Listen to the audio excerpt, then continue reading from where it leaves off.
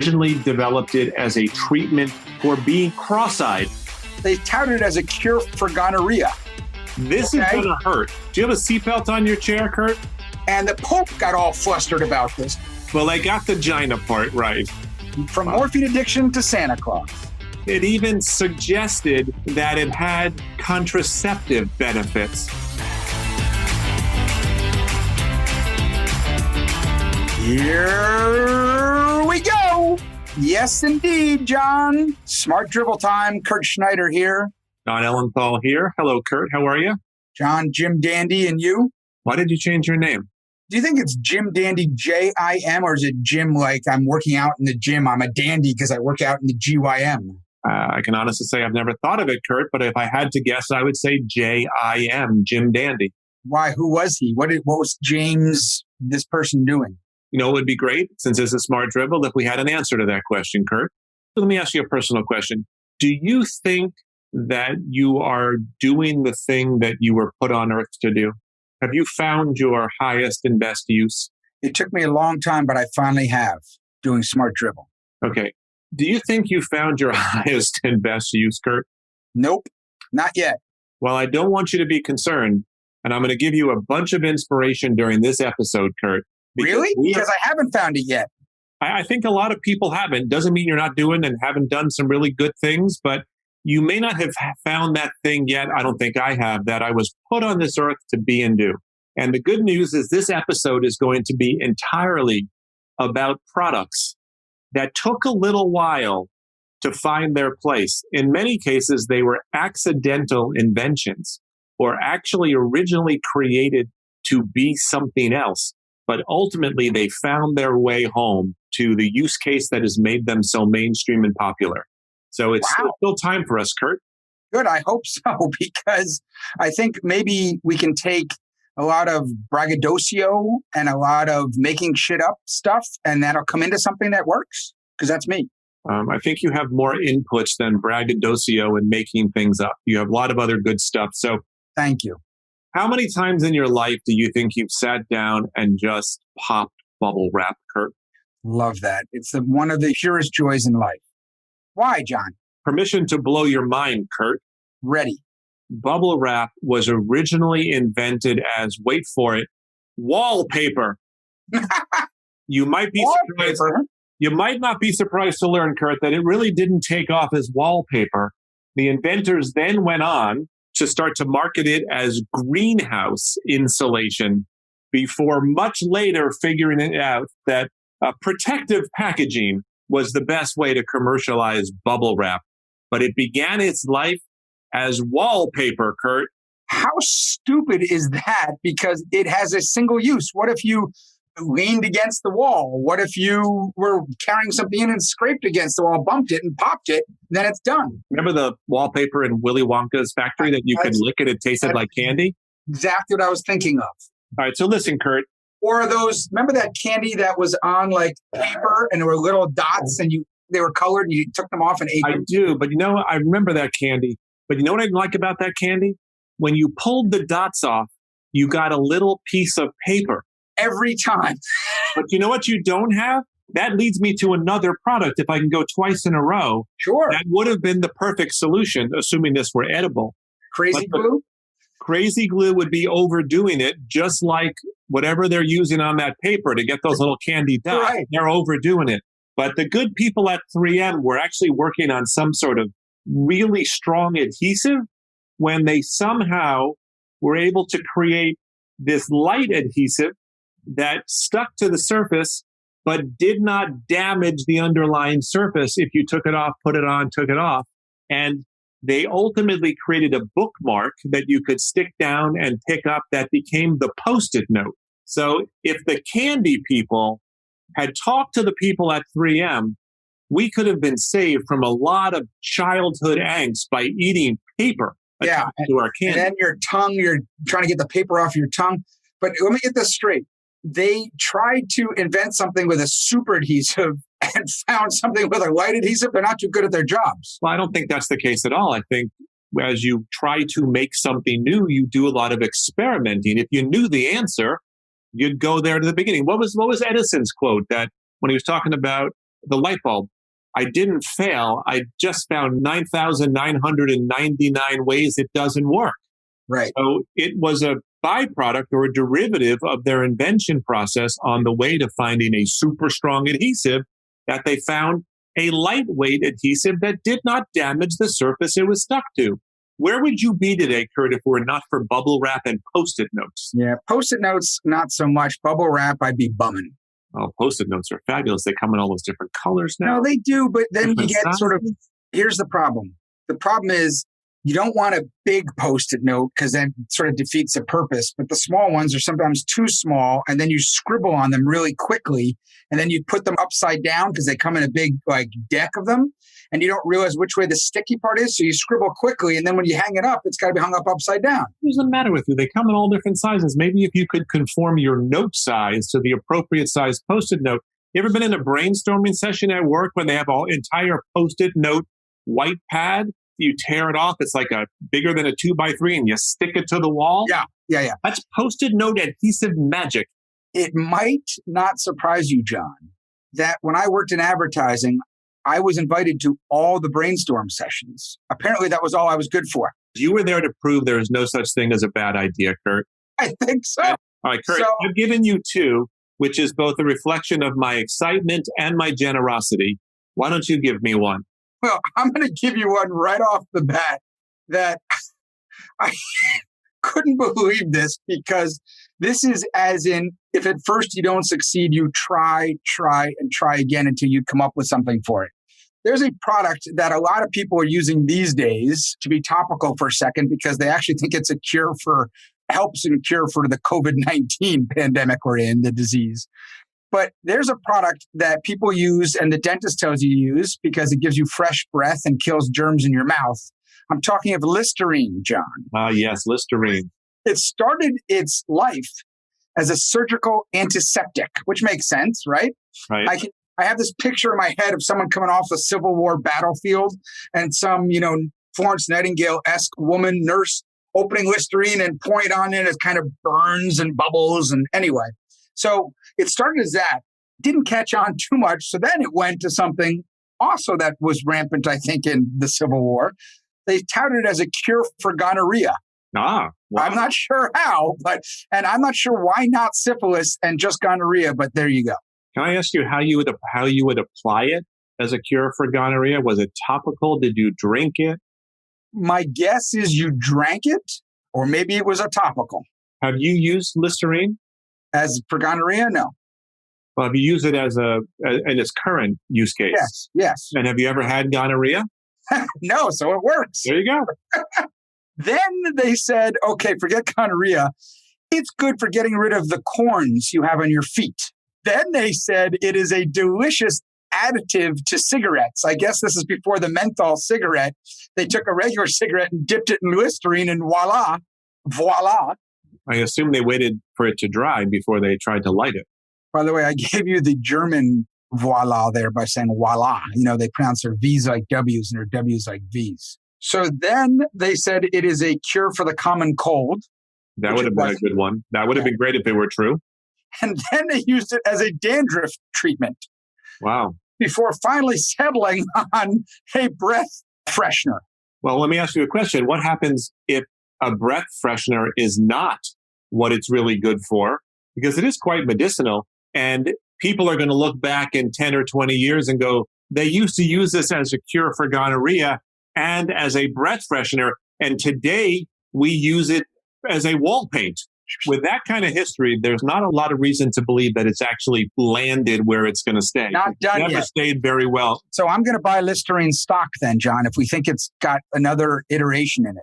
I'm just amazed. They're a little bit like Madonna. They just continue to reinvent themselves over time and stay in business. Unlike Vanilla Ice, who never reinvented himself, the poor guy. Right? He just stayed himself. Vanilla Ice and MC Hammer. Talk about one-trick ponies. They should have tried to be more Madonna-esque. Ice, baby. And Hammer Time. MC Hammer. All I remember about MC Hammer is that he was a ball boy for the Oakland A's when he was growing up. And then he wore parachute pants and everyone else did. I'd like to report in the presence of you and all of our listeners that I have never worn parachute pants. I think I've seen you in them, and you also had that hat with the little propeller on the top, like Elroy. Listen, the Jetsons. Yes. I have actually used a parachute, but never worn parachute pants, and I'm proud of both of those things. Lysol. Yes, Lysol. I'm going to talk to you about Lysol. This is going to hurt. Do you have a seatbelt on your chair, Kurt? Yeah, Lysol. You want to fasten your seatbelt, Kurt, because Lysol got its start in the first half of the 20th century as a feminine hygiene product. It was actually used as a douche, Kurt. Lysol? Like the spray Lysol? Yeah, and at one point it even suggested that it had contraceptive benefits. Yeah. So the poor women who were destroying their nether regions by using Lysol as a feminine cleaning product and a contraceptive. That's some bad stuff. Well, we know why it was a contraceptive, because no one would want to go near that. That's scary. Well, what we did to these poor women in the pursuit of vanity and pleasure for men, I guess. I don't know if it was in a pursuit of vanity, which of course is a big force, but I think if you look at some of the ads that Lysol ran, there was a lot of social pressure on women to, So it wasn't all intrinsically motivated. But like you said with Listerine, that you've never gotten gonorrhea, I have used Lysol and I've never become pregnant. I think we're the only country in the world, this is a strong statement, that doesn't have bidets as a common usage. I think almost Lysol, though. I think almost every other country uses bidets all the time, and we're worried about running out of toilet paper. Yeah, whenever I watch House Hunters International, which is something I do now instead of actually traveling to other places, I find it very entertaining. But you're right, a lot of those bathrooms have bidets. That would be a nice thing. In my next house, I aspire to have a bidet. I do not aspire to have Lysol in the bathroom unless it's cleaning tiles and other important surfaces, but no bodily surfaces. I aspire in my next house to have a huge stand-in urinal, porcelain. Yes, that does sound like you. Are you going to dump a bunch of ice in there? Oh, yeah. Oh, yeah. All right, so Kurt, your turn, my friend. What you got? All right. So can we sort of, sticking with the female anatomy, during World War I, this company, Kimberly-Clark, invented this product that was used in the surgery, the hospital tents, for surgical dressing. And it was a thick creped wadding. Oh, God. And the people, the nurses and the doctors, when they found that they would put this on cuts, found that it was incredibly absorbent and would probably not cuts, probably surgical cavities. No, it was on big lacerations or whatever, and it would soak up all the blood. Oh boy. And some nurses that were there said, wait a second, instead of what we were doing beforehand, maybe we can use this as a sanitary napkin. And so the Kotex was invented, World War I. Again, not used for that. Now, it took people a long time to buy into this, and that this is a new disposable way to use a feminine sanitary product. And so the good people, Kimberly-Clark, said, well, we have this. What can we do? So they took the same crepe wadding that they used for Kotex, and they sliced it super, super thin, and they came up with something that originally was positioned to be a replacement for cold cream towels on your face. But then soon people said, this is small, this is disposable. And when someone was sneezing, they sneezed into it. And voila, the Kleenex was born. Was that the French or the German voila? That was French. Voila. So, Kurt, let me get this straight. Yes. A surgical dressing that was highly absorbent during World War I became Kotex. Yes. And the same product was used to launch Kleenex. Yes. Notice the start with K and end with X. That's true. Does Kimberly-Clark name all of its products starting with a K? Probably. I don't know what other products they have. They have a lot of products, including the aforementioned toilet paper, which would be obviated in part by the bidet. Do you know the name of That's a remarkable story. When they first made the Kleenex, How long did it take them to figure out that it was for the nose and not for what they originally thought it wanted it to be for? 5 to 10 years. It took a long time. I think it's amazing that, you think of new products, you think of new inventions as solving a specific problem, but it seems like someone creates a new material or a new thing, and then there's a search underway for what the hell to do with it. So this is a bit antithetical to how I thought this whole game was played. Then again, there are probably lots of examples of my definition as well, and there have been a lot of inventions, so I'm sure we have all kinds. So give me one that's another sort of product that was invented or a substance. Well, this is a product that could be used in your mid-region if you wanted to, although it's not the primary thing, but I want to make sure I stay thematic here. There was a gentleman named Robert Augustus Cheeseborough, one of the companies that today makes up Cheeseborough Ponds. Is Cheeseborough Ponds still a company, or has that been gobbled up? I think it's still a company. I think they make the cold cream, Ponds cold cream. Well, that's the Ponds part. And the big product for Cheeseborough that launched the company before Cheeseborough and Ponds became Cheeseborough Ponds is the story I'm about to tell you. There was a gentleman, I told you his name is Cheeseborough, who was able to observe the petroleum drilling process. Way back in the 1800s when, men would work on these rigs to drill for petroleum, there was a byproduct of the petroleum drilling process that would show up on the rods and pumps that were used to drill. And Sure. He noticed that the men would wipe off this residue and use it on various cuts and bruises and things like that. And that product, Kurt, is Vaseline. It is a byproduct, what's called petroleum jelly. It is a byproduct of petroleum, and it soothes the skin and deals with burns. And he noticed the workmen doing this, and he went into business to sell various Vaseline products. So what's interesting is we've just talked about two products that were the first of their kind, and they are now become the generic, right? Kleenex, there's a gazillion other, it's easily rip-offed. It's not like there's anything special. They were the first mover. And we call Vaseline to all the generic petroleum jellies we buy. Right. But the cool thing is, you're absolutely right. The cool thing is you look at a product like Kleenex, which is now, the brand is the category, but it wasn't even originally created for blowing your nose. There you go. That's why this whole thing is about accidental inventions. I think we should do an episode, John, on all the different uses for Vaseline. That's a good idea. And I think there are many. I think Vaseline and WD-40 are right up there in terms of hardcore, uber, multi-use product. And duct tape. And duct tape is another great one. What do you think about people that call it duct tape? They drive me crazy. They think it's like a duck, like quack? Yeah. That's not right. So whenever I say duct tape, I always overpronounce and enunciate the t at the duct.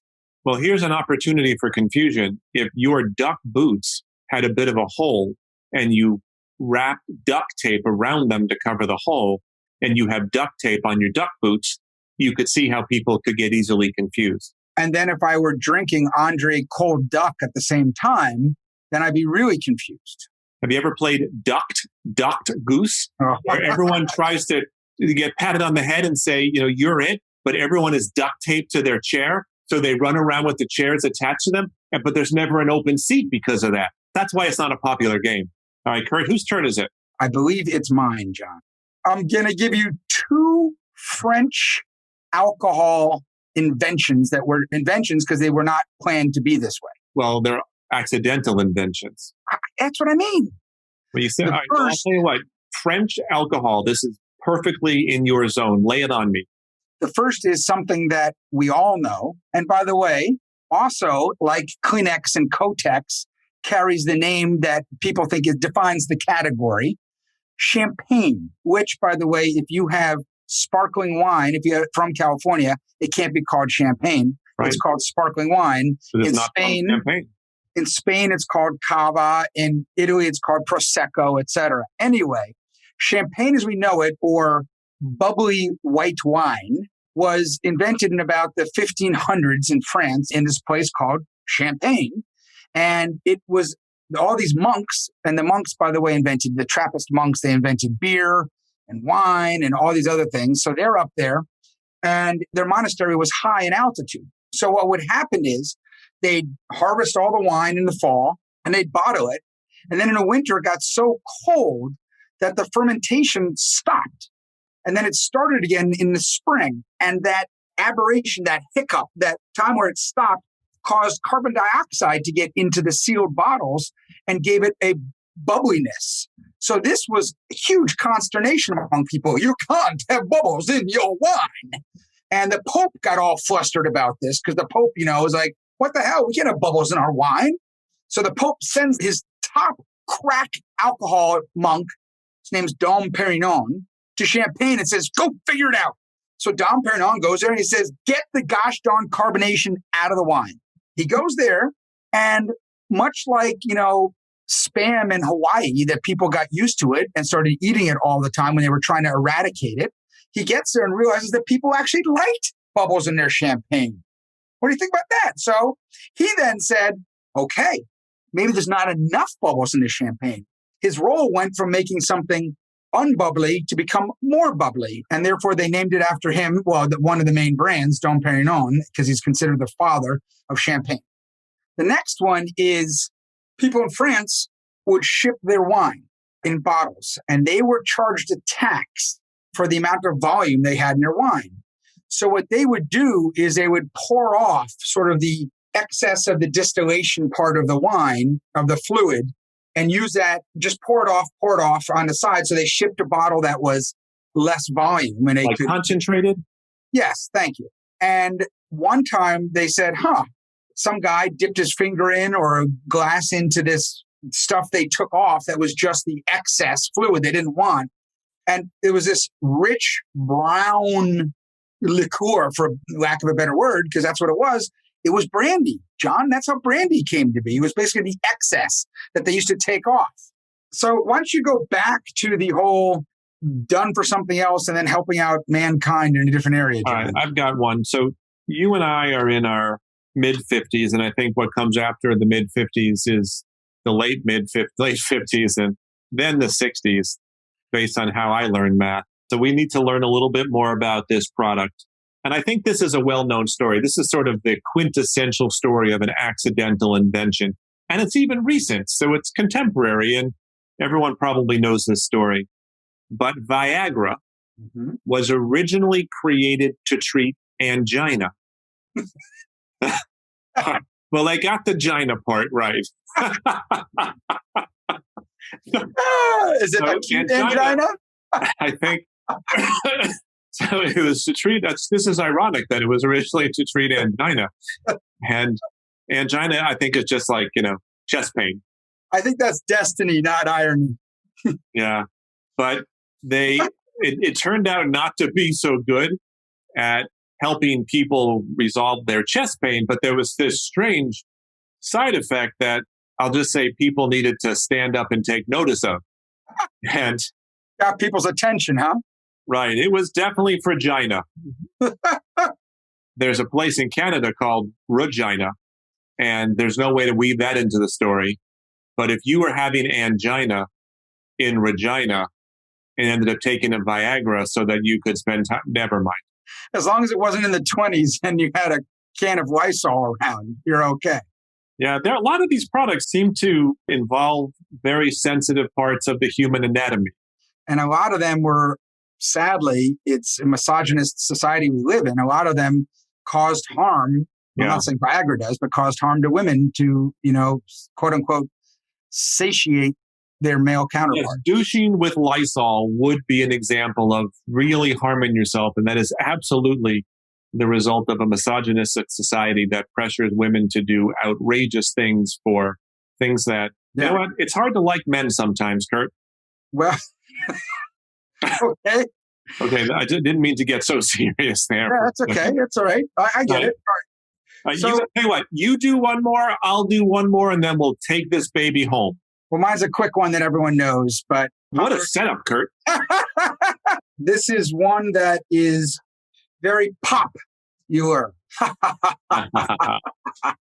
It's so dynamic. Popular, so dynamic. Oh, so dynamic. I'm talking about Coca-Cola, John. Coca-Cola originally invented by a doctor who I think was also a Civil War veteran who was suffering from morphine addiction. Yeah, a lot of the soldiers did have that. Probably because they didn't have enough Listerine poured into their cuts. And you use Lysol. Yes. And it was an alternate to morphine addiction, and it was made with cocaine originally and alcohol in the beginning. I guess it's kind of like a different hair of the dog to get you off your morphine. And then obviously with Prohibition, the alcohol was taken out. And then with FDA, the cocaine was taken out. But that's how we got Coca-Cola. Yeah, so that's an amazing story. I think the story of Coke, considering such an important global brand, is probably well known. But just think, it was originally created to wean morphine addicts off of morphine. And today, how could you have looked at that product, whenever that was, and seen it become, one of the top 3, top 5 brands in the world? And to further blow your mind on that. Oh, it's blown. You have a product that was originally meant to treat morphine addiction, which basically the product itself is responsible for the modern illustration or modern thought of Santa Claus. The Santa Claus that we all think, the big, jolly, fat guy with the white beard and dimpled cheeks and all that stuff, comes from Coca-Cola. It's a Coca-Cola ad from the 40s, from morphine addiction to Santa Claus. It's impressive. It's wildly unpredictable. And Steve Jobs once said at that now incredibly famous Stanford commencement speech that I'm sure we've mentioned at one point, the only way to connect the dots, Kurt, is looking backwards, because that is a story you could not have predicted from the beginning to where it ended up. All right, let me wrap this one up with something else that is probably an accommodation to age that we'll have to consider at that point, and that is Botox. You know what Botox was originally? Well, the guy who was working on it, was a doctor working on it, was originally developed it as a treatment for being cross-eyed.